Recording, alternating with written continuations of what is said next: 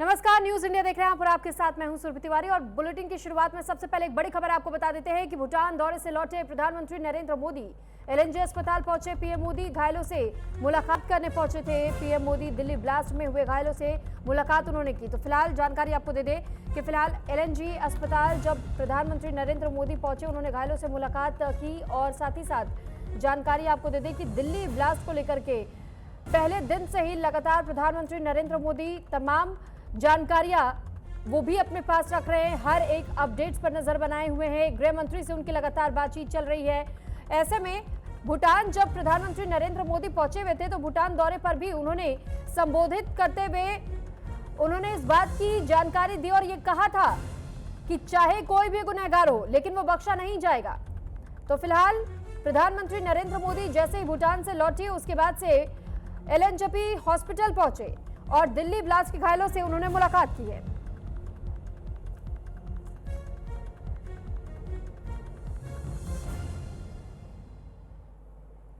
तो फिलहाल जानकारी आपको दे दें, प्रधानमंत्री नरेंद्र मोदी दिल्ली स्थित एलएनजेपी हॉस्पिटल पहुंचे और उन्होंने दिल्ली ब्लास्ट में घायल हुए लोगों से मुलाकात की। प्रधानमंत्री नरेंद्र मोदी आज भूटान से दिल्ली वापस आए और वे एयरपोर्ट से सीधे हॉस्पिटल पहुंचे थे। एलएनजेपी हॉस्पिटल में दिल्ली धमाके में घायल हुए करीबी लोगों को इलाज के लिए भर्ती करवाया गया है। और दिल्ली ब्लास्ट के बाद से भूटान से अपनी पहली स्पीच में प्रधानमंत्री नरेंद्र मोदी ने इस घटना का जिक्र किया था और यह भी कहा था कि जो भी गुनहगार होंगे उन पर कार्रवाई होगी, उन्हें बख्शा नहीं जाएगा। साथ ही साथ इस ब्लास्ट के पीछे किन लोगों का हाथ है, क्या कुछ मकसद था, इसके पीछे का उद्देश्य भी जानने की कोशिश जहां एक और तमाम जांच एजेंसियां कर रही है तो वहीं प्रधानमंत्री नरेंद्र मोदी ने भी तमाम जानकारियां ली है गृह मंत्री से लगातार बातचीत करते हुए। और साथ ही ये सीधे सीधे संदेश उन्होंने दे दिया था कि चाहे गुनहगार कोई भी क्यों ना रहे लेकिन उसे ढूंढा जाएगा और उसके बाद से उस पर एक्शन भी होगा। लेकिन ये जो तस्वीर आप देख रहे हैं, भूटान दौरे से जैसे ही प्रधानमंत्री वापस लौटे तो सबसे पहले बिना किसी देर के एलएनजेपी अस्पताल पहुंचे जहां पर दिल्ली धमाके में जो लोग घायल हुए थे उन घायलों से मुलाकात करने के लिए पहुंचे हुए थे प्रधानमंत्री नरेंद्र मोदी। ये उसी दौरान की तस्वीर इस वक्त हम आपको न्यूज इंडिया पर एक्सक्लूसिव दिखा रहे हैं और साथ ही घायलों से बातचीत करते हुए प्रधानमंत्री के ये तस्वीर सामने आई है। तो ये तस्वीर ये बताती है कि प्रधानमंत्री नरेंद्र मोदी को ये बखूबी पता है कि अपने देश के लोगों को किस तरह उनकी सहायता करनी है, कैसे जहां उनके विकास के लिए लगातार वो प्रयास कर रहे हैं, काम कर रहे हैं। लेकिन इस बीच जैसे दिल्ली धमाका हुआ इस दौरान भी प्रधानमंत्री नरेंद्र मोदी की ओर से हर प्रयास किए गए कि कैसे लोगों के बीच में अपनी मौजूदगी वो दर्ज करा सके, वो ये बता सके कि प्रधानमंत्री नरेंद्र मोदी हर एक व्यक्ति के साथ खड़े हैं। और साथ ही उन्होंने इस बात का जिक्र किया कि चाहे घायल हो उन घायलों के शीघ्र स्वास्थ्य होने की कामना भी करते हैं। और साथ ही उन्होंने ये भी कहा कि जिन लोगों की क्षति हुई यानी कि जिन लोगों की इस हादसे के दौरान मृत्यु हुई, जिन्होंने अपनी जान गंवाई, उनके प्रति भी, उनके परिजनों के प्रति भी शोक संवेदनाएं व्यक्त की और उनका ढांढस बंधाया। लेकिन प्रधानमंत्री नरेंद्र मोदी का क्योंकि पहले से भूटान का दौरा तय था, वहां उन्हें जाना था, लेकिन वहां जाने के बाद भी अपनी स्पीच में भी दिल्ली धमाके का उन्होंने जिक्र किया। और जैसे ही भूटान का दौरा खत्म हुआ तो सबसे पहले वो दिल्ली के एलएनजेपी अस्पताल पहुंचे और यहां उन्होंने घायलों से मुलाकात की। ये उसी दौरान की तस्वीर इस वक्त हम आपको दिखा रहे हैं जब एलएनजेपी अस्पताल में पहुंचे हुए थे, घायलों से मुलाकात कर रहे थे और साथ ही इन घायलों से बातचीत करते हुए उनका हालचाल जान रहे थे और उस स्थिति को समझने का प्रयास कर रहे थे कि उस दौरान जब यह हादसा हुआ, जब धमाका हुआ, तब उन्होंने अपनी आंखों के सामने क्या कुछ देखा, उनकी आंखों के सामने क्या मंजर रहा था, उन पर इस वक्त क्या बीत रही है। क्योंकि जो घायल लोग आए हैं उनके आंखों के सामने धमाका हुआ था, ये चश्मदीद भी है, ये घायल भी हैं और साथ ही जो इनके मस्तिष्क पर भी कहीं ना कहीं एक गहरा चोट उस धमाके को लेकर के पड़ा है। तो ऐसे में प्रधानमंत्री नरेंद्र मोदी इन घायलों से बातचीत करते हुए उनके मन को टटोलने की कोशिश कर रहे थे, उनका हालचाल जान रहे थे और साथ ही उनका ढांढस भी बंधाया कि पूरा देश इस वक्त उनके साथ खड़ा है। और साथ ही साथ ये उन्हें आश्वासन दिया गया है कि धमाके में चाहे कोई भी गुनहगार क्यों ना हो उसे बिल्कुल भी बख्शा नहीं जाएगा। जांच एजेंसियां लगातार जुटी हुई हैं, कई अब तक लोगों को हिरासत में लिया जा चुका है, पूछताछ जारी है। और फिलहाल ये जो तस्वीर आप देख रहे हैं, इन तस्वीरों से ये आप समझ सकते हैं कि प्रधानमंत्री नरेंद्र मोदी ने भी ये संदेश देने का कोशिश किया है कि अगर देश में कभी भी किसी भी तरीके के ऐसे हादसे, धमाके या फिर कभी आम लोगों पर कोई ऐसा खतरा आता है तो फिर प्रधानमंत्री हर एक व्यक्ति के साथ खड़े हैं। तो एक बड़ा संदेश इस तस्वीर को देखते हुए और इस पर ज्यादा जानकारी के साथ पंकज वानखेड़े संवाददाता हमारे साथ फोन लाइन पर जुड़ चुके हैं। पंकज, प्रधानमंत्री नरेंद्र मोदी जब एलएनजेपी अस्पताल पहुंचे, घायलों से उन्होंने मुलाकात की, इस दौरान किस तरीके की तस्वीर वहां देखी गई, घायलों का क्या कुछ रिस्पांस रहा प्रधानमंत्री जब यहां पहुंचे? बिल्कुल बेशक, देखिए प्रधानमंत्री नरेंद्र मोदी 10 मिनट पहले जो है यहाँ पहुंचे हैं और उसके बाद लगातार तमाम घायलों से मुलाकात की है। और बताया जा रहा है कि प्रधानमंत्री नरेंद्र मोदी ने इस मुलाकात के दौरान प्रधानमंत्री नरेंद्र मोदी ने तमाम घायलों से बातचीत की है, पूछा है कि क्या हुआ था उस वक्त और कैसे चोट लगी और क्या आप दूर खड़े थे, पास खड़े थे और किस तरह की स्थिति वहां बनी थी और आप लोगों का स्वास्थ्य कैसा है, घबराइए मत, पूरा देश आपके साथ है। इन तमाम बातों को प्रधानमंत्री नरेंद्र मोदी जो है तमाम घायलों के साथ चर्चा करते नजर आए थे। और उसके बाद एक बात ये भी याद रखिए कि प्रधानमंत्री नरेंद्र मोदी जब भूटान कल पहुंचे थे तो प्रधानमंत्री नरेंद्र मोदी ने साफ तौर पर कहा था किसी को भी बख्शा नहीं जाएगा। तो साफ तौर पर प्रधानमंत्री नरेंद्र मोदी की तरफ से मैसेज था और यही मैसेज जो है इन तमाम जो घायल लोग हैं उनको भी यही मैसेज दिया गया। और प्रधानमंत्री मोदी ने साफ तौर पर कहा है कि किसी भी जो गुनहगार होगा, जो भी षड्यंत्रकारी होगा, उसको छोड़ा नहीं जाएगा, बख्शा नहीं जाएगा। अब आप समझिए कि देर शाम महत्वपूर्ण बैठक होती है, बैठक होनी है और प्रधानमंत्री नरेंद्र मोदी सीधा एयरपोर्ट से भूटान से एयरपोर्ट पहुंचते हैं, एयरपोर्ट से सीधा एलएनजेपी अस्पताल पहुंचते हैं। और इसमें एक महत्वपूर्ण बात यह भी है कि जो उनका हमेशा से कॉन्वे होता था, जो सुरक्षा होती थी, उसके इतर सुरक्षा में प्रधानमंत्री नरेंद्र मोदी आए थे। नॉर्मल एक आम व्यक्ति के तौर पर प्रधानमंत्री नरेंद्र मोदी आप पहुंचे थे और अंदर पहुंचे, तमाम लोगों को हालचाल जाना। और उसके बाद ये भी बताया जा रहा है कि प्रधानमंत्री नरेंद्र मोदी शाम को जब बैठक करेंगे कैबिनेट की, उससे पहले सीसीएस की बैठक को भी वो लीड करते नजर आएंगे और कई बड़े फैसले जो है आज इस बैठक में लिए जा सकते हैं। जिस तरह से काराना हरकत जो हुई है या तो कहा जाए जो ब्लास्ट हुआ है, जो मंसूबा जो है, उसको हो सकता है कि आज देर शाम जो बैठक उसके बाद स्पष्ट कर दिया जाए और एक अगर ब्रीफिंग होती है तो उसमें पूरी जानकारी दी जाएगी कि क्या हुआ था उस वक्त और कैसे, क्योंकि दिल्ली कमिश्नर और गृह मंत्री अमित शाह की तरफ से सब कुछ स्पष्ट कर दिया गया था, बताया गया था कि किस तरह से मूविंग कार थी और उस पर ब्लास्ट हुआ। लेकिन षड्यंत्रकारी कौन है, कौन इसमें इन्वॉल्वमेंट है, किसकी मंशा क्या थी, जो गिरफ्तारी हुई है उसका क्या इन्वॉल्वमेंट था और जो लगातार फरीदाबाद जम्मू कश्मीर का जो आतंकी एंगल है उसमें क्या इन्वॉल्वमेंट है, इस तमाम इन्वॉल्वमेंट को लेकर जो जांच कर रही है एनआईए की टीम। तो कल ही हमने खबर देखी थी कि किस तरह से जो है गृह मंत्रालय ने जो पूरी जांच है एनआईए को सौंप दी है। तो एनआईए लगातार जांच कर रहा है और कल हमने ये भी देखा था फैसल की टीम, लेकिन पंकज साथ सवाल इसमें ये भी खड़े हो रहे हैं कि गृह मंत्रालय से भी जिस तरीके के आदेश दिए गए, एनआईए को जांच सौंपी गई, प्रधानमंत्री लगातार टच में है गृह मंत्रालय से, गृह मंत्री से उनकी सीधी बातचीत हो रही है, सीसीएस की हमने बैठकों के बारे में भी जाना। तो फिलहाल ये भी समझना चाहेंगे कि आखिर अब तक जो बैठकें हो रही हैं, क्या वाकई ऑपरेशन सिंदूर 2.0 ये हो सकता है?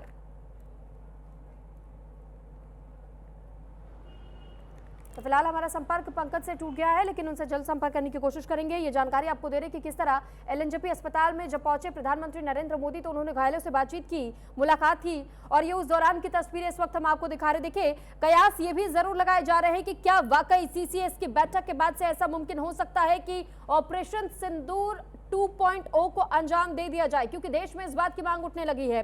हालांकि देखिए, दिल्ली ब्लास्ट में अब लगभग ये बताया जा रहा था कि जिस तरीके से इसके तार जुड़ रहे हैं, क्योंकि जगह जगह पर 2600 कहीं 2900 के आसपास के, और वो भी केजी के हिसाब से विस्फोटक बरामद हुए।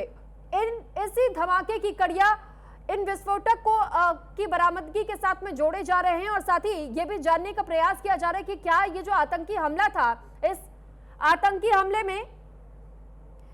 आतंकी हमले को जांच के लिए लगातार एनआईए की टीमें प्रयासरत है, पूछताछ हो रही है, जगह जगह छापेमारियां हो रही हैं, लोगों को हिरासत में लिया जा रहा है। एक बार फिर से पंकज हमारे साथ जुड़ चुके हैं। पंकज, सवाल यही कि सीसीएस की बैठक को लेकर भी लोगों की ओर से भी ये उम्मीदें की जा रही है कि बड़े फैसले हो सकते हैं, क्या ऑपरेशन सिंदूर 2.0 को अंजाम दिया जा सकता है? क्योंकि एक वक्त वो भी था जब प्रधानमंत्री नरेंद्र मोदी की ओर से भी कहा गया था कि अगर कहीं से कहीं तक भी कोई भी घटना देश में ऐसी घट जाए और उसके लिंक अगर आतंकी संगठनों से जुड़ते हैं तो उसे एक्ट ऑफ वॉर माना जाएगा।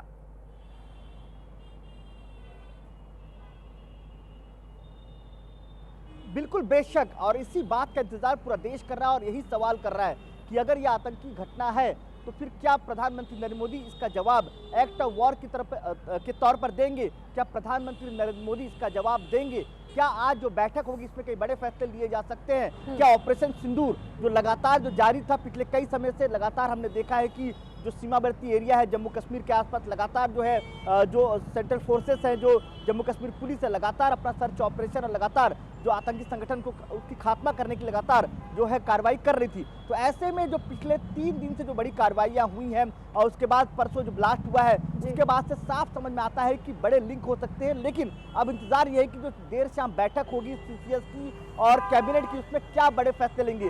क्या ऑपरेशन सिंदूर पार्ट 2 चालू किया जाएगा या तो फिर उसका जवाब जो जिस तरह से दिया जाएगा वो अब प्रधानमंत्री। ठीक है पंकज, आपका बहुत धन्यवाद तमाम जानकारी हम तक पहुंचाने के लिए। इस वक्त सीधी तस्वीरें हम आपको एलएनजेपी अस्पताल के बाहर की भी दिखा रहे हैं। जब प्रधानमंत्री नरेंद्र मोदी यहां पहुंचे, उनकी मुलाकात घायलों से हुई और अब ये तैयारी उनके एलएनजेपी अस्पताल से निकलने की भी हो रही है। तो ये तस्वीर इस वक्त उनके काफिले की दिखा रहे हैं जो इस वक्त एलएनजेपी अस्पताल के बाहर में मौजूद है, क्योंकि प्रधानमंत्री नरेंद्र मोदी घायलों से मुलाकात करने के लिए एलएनजेपी अस्पताल में पहुंचे हुए थे और भूटान का दौरा वो समाप्त करके जैसे ही भारत लौटे सबसे पहले वो यहीं पहुंचे थे।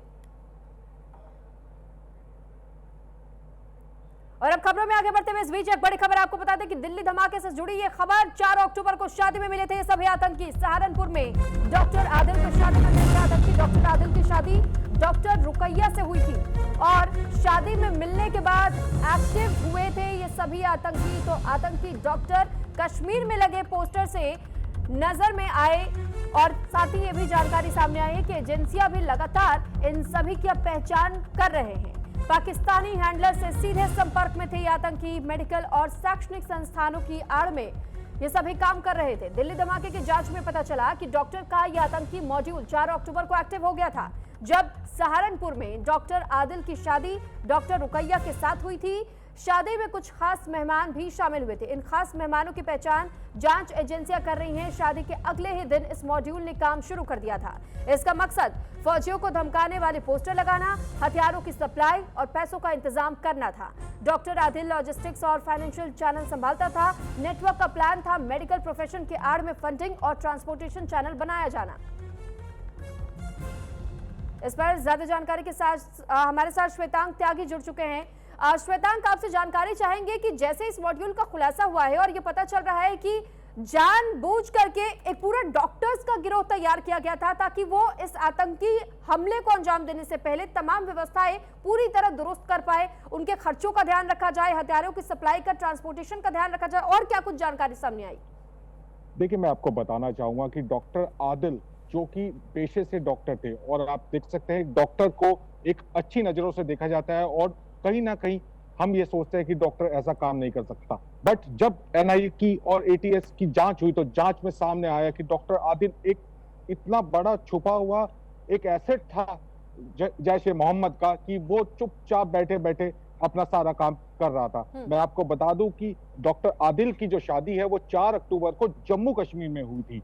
रहता वो सहारनपुर में था मगर उसकी शादी जम्मू कश्मीर में हुई थी और जम्मू कश्मीर में कुछ वीआईपी लोगों को भी वहां उसने इनवाइट किया था और जहां जिस हॉस्पिटल में वो काम करता था वहां से कुछ ही चुनिंदा डॉक्टर्स को उसने बुलाया था। हालांकि प्रबंधक डॉक्टर मनोज मिश्रा जो फेमस हॉस्पिटल के प्रबंधक है उनको भी उसने उस शादी में नहीं बुलाया था।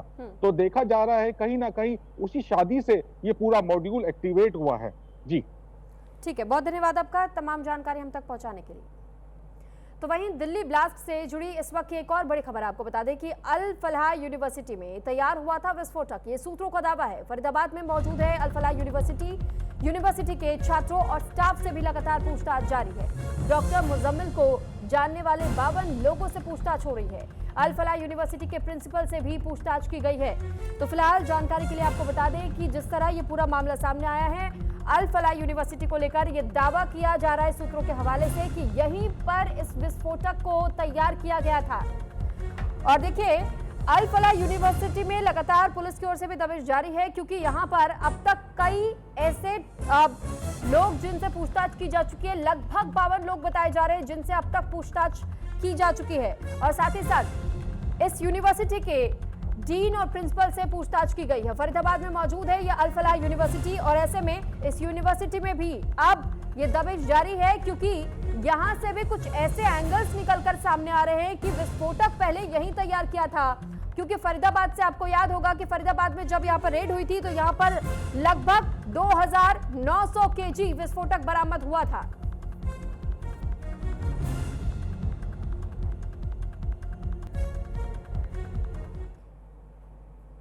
दिल्ली के लाल किले पे जिस तरह से दिल्ली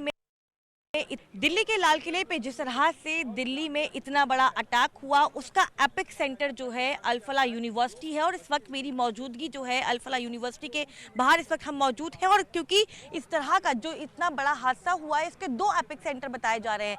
एक फरीदाबाद में जो अल-फलाह यूनिवर्सिटी है वो इसका एपिक सेंटर है, जहाँ से वो 3 डॉक्टर्स की अरेस्टिंग हुई है जो इस यूनिवर्सिटी में बतौर प्रोफेसर यहाँ पे पढ़ा रहे थे और यहीं की लैब का इस्तेमाल जो है तमाम गतिविधियों में कर रहे थे। लेकिन इसके अलावा यूपी के सहारनपुर भी जो है एक एपिक सेंटर में से एक बड़ा केंद्र बना हुआ है। और उसके बाद जिस तरह की गिरफ्तारियां हुई, अल-फलाह यूनिवर्सिटी जो है अब एपिक सेंटर है। और ये वही यूनिवर्सिटी है जहां से डॉक्टर शाहीन को, डॉक्टर मुजम्मिल को और डॉक्टर उमर को गिरफ्तार किया गया है। और क्योंकि इन तीनों का जो लिंक है वो इसी यूनिवर्सिटी से आ रहा है, इसी यूनिवर्सिटी के रूम नंबर 13 में जो है वो रहा करते थे। इसके अलावा जो है इसी यूनिवर्सिटी की लैब का इस्तेमाल जो है वो जो है किया जा रहा था। और सबसे बड़ी बात ये है कि पिछले 3 साल से वो इसी यूनिवर्सिटी में वर्किंग थे और इसीलिए अब इस यूनिवर्सिटी का एक एपिक सेंटर जो है वो यूनिवर्सिटी बन गई है। तो कैमरामैन से बोलूँगी एक तस्वीर दिखाने के लिए कि किस तरह की ये यूनिवर्सिटी की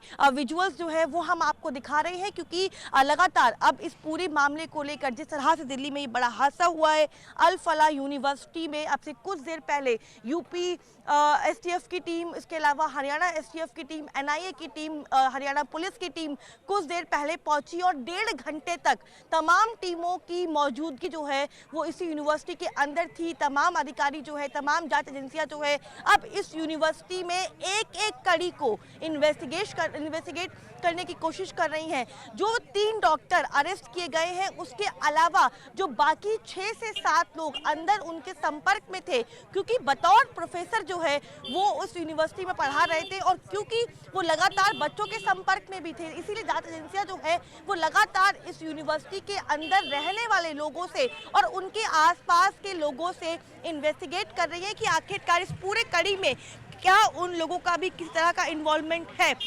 लेकिन अब से कुछ देर पहले जो है यहाँ पे तमाम यूपी एसटीएफ की टीम हो या हरियाणा एसटीएफ की टीम हो, एनआईए की टीम हो, हरियाणा पुलिस की टीम हो, यहाँ पहुँची थी। 1.5 घंटे तक जो है तमाम टीमों की मौजूदगी जो है वो इसी यूनिवर्सिटी के अंदर थी। और इसके अलावा अगर देखा जाए तो यहाँ जो ये यूनिवर्सिटी है ये एपिक सेंटर है, क्योंकि वो 3 जो गिरफ्तारियाँ हुई हैं उनका डायरेक्ट लेन देन जो है, डायरेक्ट लिंक जो है वो इसी यूनिवर्सिटी से है। और ये यूनिवर्सिटी बहुत पुरानी यूनिवर्सिटी नहीं है, 2000 के बाद इस यूनिवर्सिटी की शुरुआत हुई। पिछले 3 साल से डॉक्टर मुजम्मिल, डॉक्टर शाहीन जो है इस यूनिवर्सिटी में वर्किंग थे और इसके बाद जो है डॉक्टर उमर, जिसका नाम जो है दिल्ली ब्लास्ट में जोड़ा जा रहा है कि वो उसमें मौजूद था, उस I-20 व्हाइट कलर की गाड़ी में, जिसको लेकर लगातार जो है इन्वेस्टिगेशन हो रहा है। लेकिन सबसे बड़ी बात देखिए किस तरह से तमाम टीमें जो है वो यहाँ से गुजरती हुई आपको दिख रही होंगी। अलग अलग टीम जो है वो इन्वेस्टिगेट करती हुई यहाँ पे दिखाई दे रही है। इसके अलावा अगर हम देखा जाए तो इस पूरे मामले को लेकर, दिल्ली ब्लास्ट मामले को लेकर अब एनआईए जो है लगातार जांच में जुटी हुई है। लेकिन अलग अलग जांच एजेंसियां, चाहे वो यूपी एसटीएफ हो, हरियाणा एसटीएफ हो, एनआईए हो, दिल्ली पुलिस के तमाम लोग हो या हरियाणा पुलिस के लोग हो, वो लगातार अब इस पूरी यूनिवर्सिटी के इर्द गिर्द जो लोग मौजूद है, अंदर जो लोग मौजूद है, उनसे जांच कर रहे हैं। क्योंकि इस दिल्ली ब्लास्ट मामले में केवल 2 एपिक सेंटर हैं, एक सहारनपुर और एक फरीदाबाद। और इसी यूनिवर्सिटी के कुछ दूरी पे जो है 2 दिन पहले हरियाणा पुलिस को एक बहुत बड़े तादाद में विस्फोटक भी मिला था। और क्योंकि जो अटैक दिल्ली में हुआ वो अपने आप में भयानक अटैक है। और देखिए किस तरह की जो टीम्स हैं वो यहाँ से गुजर रही हैं। हालांकि देखिए अलग अलग जो लोग हैं वो यहाँ पे गुजरते हुए नजर आ रहे हैं। लेकिन सबसे बड़ी बात ये है कि देखिए पुलिस की आपको जो गाड़ियां हैं वो यहाँ पे नजर आ रही होंगी। अलग अलग टीमें जो हैं वो यहाँ यूनिवर्सिटी में पहुंची हुई हैं। अलग अलग देखिए एनआईए की जो गाड़ियां है वो यहाँ पे जो है वो पहुंच गई है। और क्योंकि एपिक सेंटर जो है वो यूनिवर्सिटी बनी हुई है, इसीलिए देखिए अलग अलग जांच एजेंसियां जो है वो इस वक्त यहाँ पे आपको नजर आ रही होंगी। क्योंकि एनआईए हो, चाहे वो यूपी एसटीएफ हो, उसके अलावा हरियाणा एसटीएफ हो, हरियाणा पुलिस हो, ये तमाम टीमें जो है वो यहाँ पे पहुंची हुई हैं और एक एक कड़ी पे एक एक चीज़ों को इन्वेस्टिगेट किया जा रहा है कि आखिरकार इस यूनिवर्सिटी को क्या जो लोग पकड़े गए हैं उनका क्या लेना है। इसके अलावा जो बाकी लोग हैं उनसे अंदर जो है इंटरोगेशन हो रहा है। और क्योंकि इस पूरे मामले में चाहे जम्मू कश्मीर हो, दिल्ली हो, यूपी हो या हरियाणा हो, हर पहलू पे एनआईए हो या अलग जांच एजेंसियां हो वो इन्वेस्टिगेट करने की कोशिश में जुटी हुई है। कैमरा पर्सन मनोज के साथ मैं कनिका, न्यूज़ इंडिया, अल फलाह यूनिवर्सिटी, फरीदाबाद।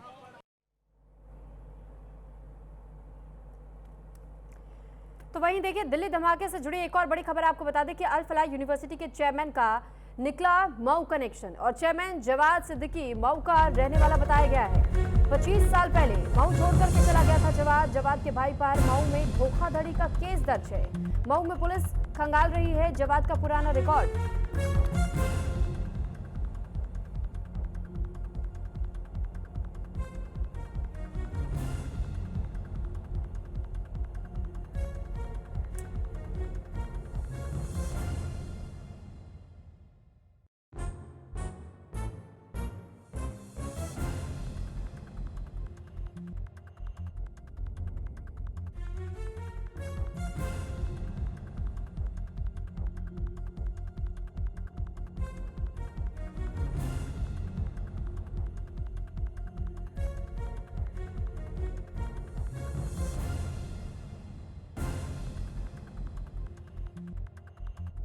बता रहे दरअसल मऊ से कनेक्शन निकला है अल फलाह यूनिवर्सिटी के चेयरमैन का और इस वक्त सवाल कई सारे खड़े अल फलाह यूनिवर्सिटी पर हो रहे हैं कि अल फलाह यूनिवर्सिटी में क्या वाकई विस्फोटक तैयार हुआ था, क्योंकि सूत्रों का दावा है कि यहीं पर यह विस्फोटक तैयार हुआ था। और अब जो चेयरमैन जवाद बताए जा रहे हैं उसके भाई का कनेक्शन और जिस पर धोखाधड़ी का आरोप मऊ में लगा हुआ है। तो वहीं दिल्ली ब्लास्ट और फरीदाबाद में आरडीएक्स बरामदगी के बाद से जैश की महिला विंग कमांडर डॉक्टर शाहीन की गिरफ्तारी के बाद से उसका कानपुर कनेक्शन सामने आया। कानपुर में जब एटीएस की टीम मेडिकल कॉलेज पहुंची तो शहर में हड़कंप मच गया और कानपुर पुलिस कई अलग अलग जगहों पर छापेमारी करके पूछताछ करने के लिए पहुंची हुई थी। इसी को लेकर के हमारे सहयोगी ने ज्वाइंट पुलिस अधीक्षक आशुतोष कुमार से खास बातचीत की है। उन्होंने क्या कुछ बताया, देखिए। जैश विंग की महिला कमांडर शाहीन की गिरफ्तारी के बाद अब उसके कनेक्शन कानपुर से निकलकर सामने आए हैं। हमारे साथ बात करने के लिए कानपुर पुलिस उपायुक्त मौजूद हैं, उनसे बात करते हैं। सर, शाहीन की गिरफ्तारी हुई है, उसके बाद से किस तरीके से चीज़ें जो हैं वो कानपुर में की जा रही हैं? ये जैसा कि आपने बताया कि उनका कनेक्शन यहाँ से निकला है, तो हम लोग इंस्ट्रक्शंस मिले हैं कि वो इनके दौरान इनके जो पीरियड था यहाँ 7 साल के करीब यहाँ रही हैं, तो किसके किसके टच में थी और कहाँ जाती थी, तमाम उनसे लिंक में कौन लोग थे उनका पता लगाया जाए। उसी क्रम में हम लोग अपना जो काम होता है कि वो सस्पिशियस लोगों को बुला के, कुछ हिस्ट्री शीटर्स हैं, कुछ ऐसे लोग हैं, क्योंकि इनका पता चला है कि कई एरियाज़ में अंदर आना जाना था, लोगों के साथ उठना बैठना था। उसी क्रम में पूछताछ के लिए 9 लोग अभी डिटेन किए गए हैं, उनसे पूछताछ की जा रही है। सर, कानपुर जो है वो एक समय पे सिमी का गढ़ कहा जाता था, तो सर इसको किस तरीके से आप देखते हैं? क्योंकि कई सारी ऐसी इलीगल एक्टिविटीज़ पूर्व में निकलकर सामने आई हैं जो कि कानपुर से हुई हैं। हाल ही में भी एटीएस ने घाटमपुर से एक युवक को गिरफ्तार किया था, तो सर इस पर क्या? यहाँ डेफिनेटली इस तरह के एलिमेंट्स हैं। नूपुर शर्मा वाले केस में आपने देखा होगा, किसी यूपी के किसी और पार्ट में कुछ भी नहीं हुआ, जबकि कानपुर में दंगा हो गया था। तो वो कानपुर सेंसिटिव जगह है, यहाँ तमाम हॉटस्पॉट्स हैं। तो हमारे पास कई लोगों की सूची है जो ऐसे मुकदमे लिखे गए थे उसमें इन्वॉल्व हैं। तो वो लोग हम लोग इंट्रोगेशन कर रहे हैं और पता करने की कोशिश कर रहे हैं कि उनका जो बैंड ऑर्गेनाइजेशन जिसका आपने नाम लिया उससे कोई लिंक तो नहीं है। ये हमारे साथ बात करने के लिए ज्वाइंट सीपी साहब मौजूद थे, जिन्होंने साफ तौर पर बताया कि कई संदिग्ध लोगों को हिरासत में लिया गया है और उनसे पूछताछ लगातार की जा रही है। अब देखना यह होगा कि इस पूरी पूछताछ में और क्या कनेक्शन कानपुर से निकलकर सामने आते हैं। कैमरा पर्सन शशांक शुक्ला के साथ मैं अंकित सिंह, न्यूज़ इंडिया, कानपुर। और इसी के साथ फिलहाल इस बुलेटिन में इतना ही। नमस्कार।